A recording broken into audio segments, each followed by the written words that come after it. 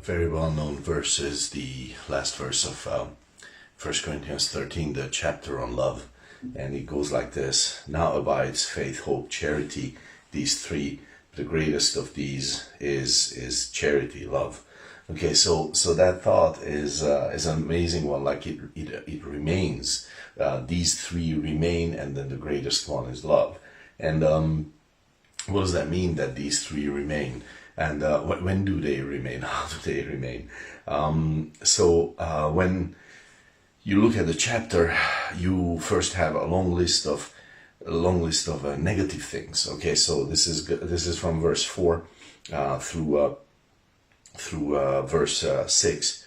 Envies not. So envy, vaunting itself, like showing off itself, puffing up, behaving unseemly, seeking our own, like self-interest, easily provoked, thinking evil, rejoicing in iniquity. So you take all of those out of the picture, and then these three remain. Okay, then remains faith, hope, and love. Okay, but not only, actually. If you look at the rest of the chapter, there is more.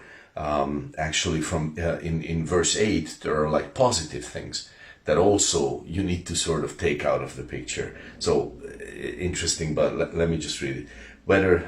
Prophecies, they shall fail; tongues, they shall cease; knowledge, it shall vanish away. Okay, so speaking in tongues is a gift of the Spirit. That's not a bad thing.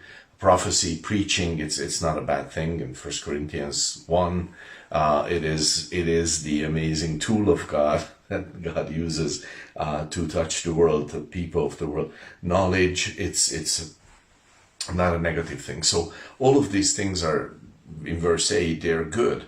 But the point is that they will not last forever. They will not be necessary forever. But when you take away all of those things, okay, so when you go beyond these things, when you take away all the things, you root out all that stuff about self and pride and evil stuff, okay, and in addition to that, you go beyond the good things, okay, then what is left? And Paul is saying, then there is left faith, hope, and love, these three, and the greatest is love. So why are they left? Because these are the main things. These remain. Okay, they don't just remain by accident, but they remain because they belong more to the Lord than to this world. They belong more to the Lord than to our old sin nature.